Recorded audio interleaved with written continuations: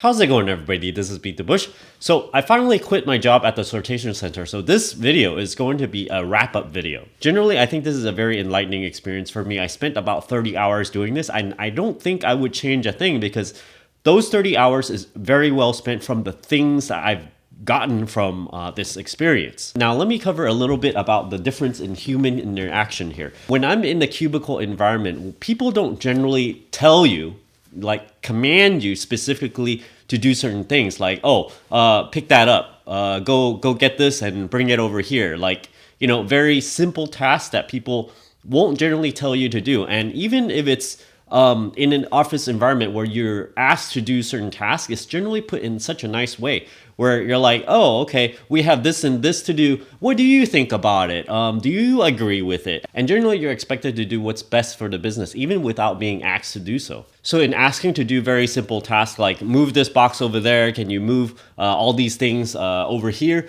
Generally, I do not hear people even once said, can you please, use the word please here, move certain things from this place to the other. It's generally more of a authoritative command type of request. So after my third and fourth shift, I generally felt not as sore as before. So I think for one single shift of 4 hours would be okay for me. But I think if I had to extend it to a double shift where it's 8 hours total, then I probably, would be much more sore than now. So after my third and fourth shift, I found that I wasn't sore, but I was actually tired instead of being sore. So after doing all this, I generally really wanted to sit down, and that break really does matter because I generally don't like to stand for too long, and standing for 4 hours at a time, or 2 hours, and then you get a break. The 2 hours, then I have to sit down.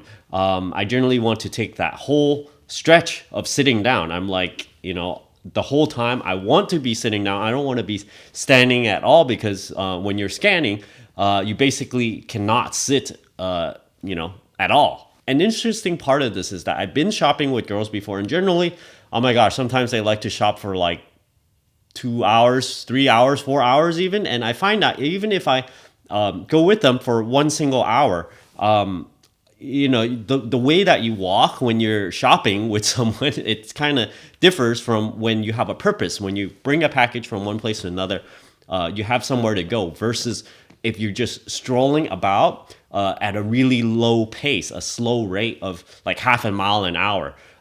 You seem to use a lot more muscle in your legs because you're kind of like trying to hold yourself in the air with one leg, and you're just kind of strolling along. It seems to take more effort than you walking from one place or to another with purpose and with speed. So typically I would be like dead tired after 1 hour already, but at the sortation center, I'm like, okay, 2 hours, take a break, and then I can go on for another 2 hours. It was just fine. I found out that the 13 minutes that they allocate for you to walk from an offsite parking lot to the center only actually took me 8 minutes because I timed myself right when I got out of the car in the parking lot. That's probably midway into the parking lot, so I'm not walking, at a very close spot in a very nice parking spot. With that, it took me 8 minutes, and that means I got paid 5 extra minutes. I think mainly because I wasn't just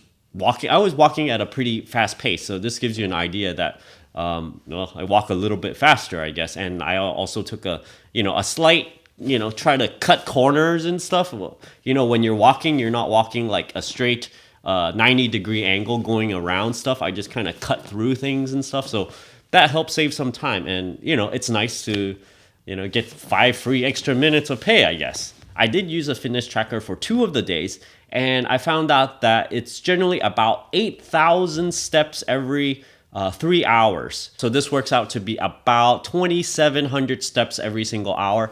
I generally, if I do a lot of strolls during my cubicle environment, I can get up to 10,000 steps a day. So it definitely is a lot more walking within this 3 hour time span. And if I extend it to 8 hours, I probably would be able to get about 20,000 steps in 2 4-hour shifts in one single day. Another aspect I like to point out is when I see all these boxes come by, there's a lot of them. Sometimes it's overwhelming. There's so much of it that there's a little bit of spillover. It just spills out because there's so much of it. But I guess it's the volume of it that I'm looking at. I look at it and I'm like, wow, this is a lot of stuff. When you aggregate, all these things that people are buying into one place, it's like, wow, that's a lot of boxes, a lot of plastic packaging that's probably inside the box, and plastic packaging that's around to hold the thing together. I just look at it and I'm like, wow, this is, it's a lot of, I don't know if you can call it waste, but I feel like it's somewhat of a waste. I saw a lot of products that are not in boxes, including Instapots. There's a lot of those being sold, a lot of baby chairs, and a lot of different things that's not in boxes, and which I can see what the product is. It's interesting because usually when you're on the website, when you buy one item, you only see one single item.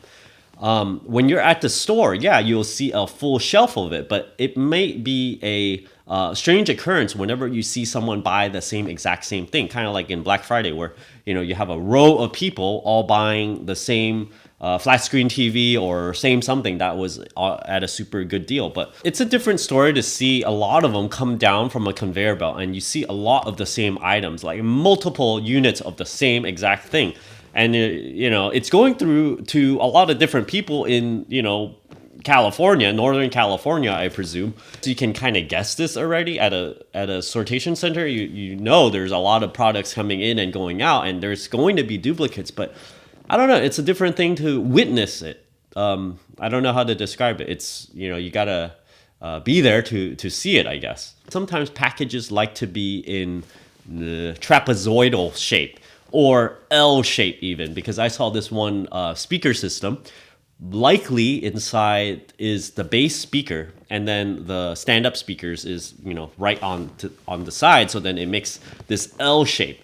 I find putting L-shaped stuff into the palette is very, very fun. It's kind of like a challenge. It's like, how can I move this in such a way so that it fits perfectly within everything else? And me being sort of a perfectionist, I'm like, okay, I'm gonna get this right. I'm gonna make this, super duper nice.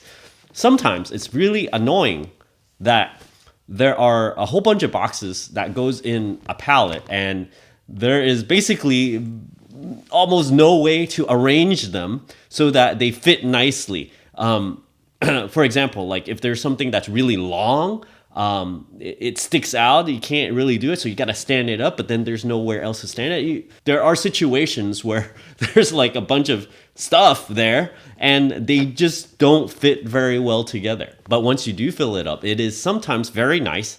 And it's a bit kind of like playing Tetris. I didn't have the Tetris theme playing in my head as I'm moving boxes. It's like, right? No. But it is so similar to that, because once you fill things up, okay, in a Tetris-like fashion, 3D Tetris now, you fill it up so that it's, nice and square and tall. But once you do, other people would come and, package it up, and boom, just like Tetris, it disappears, and you can scream Tetris, and all of it disappears, and then you get a new palette placed there, and then you get to start all over again. And it's kind of like like the game, really, because once you fill it up, it's like in Tetris, the 4 lines disappear, but in this case, a really tall palette thing disappears instead. Okay, so now I finally quit, and you might wonder how I actually quit. I don't know. I felt like it's kind of hard to go up to a manager and go, I quit, I guess people come and go and stuff. And I wanted to go up to the HR people, but at the end of my shift, I tried to go up to them, but no one was working for some reason. So I ended up going, okay, I'm not going to wait around much longer for this, so I'm just going to leave. And I'm going to send an email in and resign. So that's what I did. And I got a response saying, yeah, okay. They noted it, and they accepted my resignation. And actually, after that, I decided to put together 4 points of improvement for that particular job that I was working at. I can't cover exactly what the improvements are, because likely it might be proprietary, because on the job learning, whatever I learn from it, it's generally what I know from other jobs is that it's company property. So I gave it to them. I also have some really wild idea. 3 ideas that are very quick to improve the speed of sorting, but measuring if there is an actual improvement is another thing. But the 4th one is a drastic idea of changing the way things work in the center itself. And I'm not sure if they're going to integrate this or not, because it's just such a crazy idea. But at the worst case, I feel like it can make a 10% improvement in speed, and it would make things a lot more fun, I think, for all the people that's participating. So we'll see what happens if they ever respond to this or not. If they don't, fine. I'm just gonna move on with my life, do whatever else that I'm gonna do. I hope you enjoyed this video, and I would consider this probably the wrap-up video, and will be the last of it about this sortation center. Note that I never talk about the name of the place, so it could just as well be any sort center there is. I'm purposely making this generic. Don't forget to give me a like on this video, comment down below. Let me know what your thoughts are on all of this. If you're interested in supporting this channel, check out my Audible link down in the video description below, where you can get a free audiobook. And if you don't like this audiobook, you can cancel it before the subscription expires, and you can still keep this audiobook. So it's a free audiobook, and just get this, and then you can help benefit this channel. I also have a Patreon over here where, if you're interested, you can support my channel through my Patreon, and you can also get help with your credit score or help with your finances. And as always, don't forget to subscribe to my channel over here and click that bell icon next to that subscribe button so that you get a new notification whenever I upload a brand new video. Thanks for watching.